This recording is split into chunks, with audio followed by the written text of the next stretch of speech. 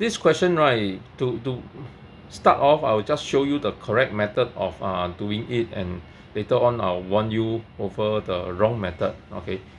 And before we will talk about the correct method, right, let's talk about, right, how we estimate the gradient of a point. Suppose, right, I want to find the gradient of point A on this y against x graph. It's just a normal point on the curve. So this gradient, right, I have to draw a tangent, or then I will know the gradient. Suppose, right, that is not possible and I just want the estimate. Okay, so I can actually use two neighboring point, okay, of the B and the C. So I simply, right, find out what is the difference in the Y and the difference in the X for point B and point C. So you see, I'm like sandwiching point A. Then, right, I take the delta Y over delta X. This will approximately give you, right, gradient at A. Oh, agree? In the same spirit, right, if I want to find what is the value of G, right, at a certain height, okay, so see, this is a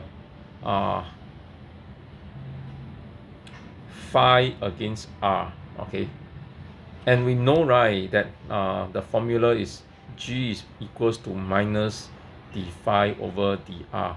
So if you want to find what is the value of G, we need to know what is the value of the gradient at the 400,000 meter mark.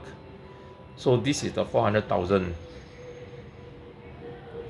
But, right, we are not capable of drawing this graph out and figure out what's the shape, okay. But we do know, right, the neighbors, yeah. So we can actually, right, want to find the gradient of the graph, right, at 400,000. I can actually, right, use the neighbor to help me. So I'll use, right, this delta phi and this delta r to help me. Okay, so I take this value minus this value, divide by this value minus this value. Okay, so the G is approximately equals to minus 58.94 minus 59.12. Okay, and this is multiplied by 10 to the power of 6 divided by 4100 no 410,000 minus 390,000. Okay, so you can get an answer.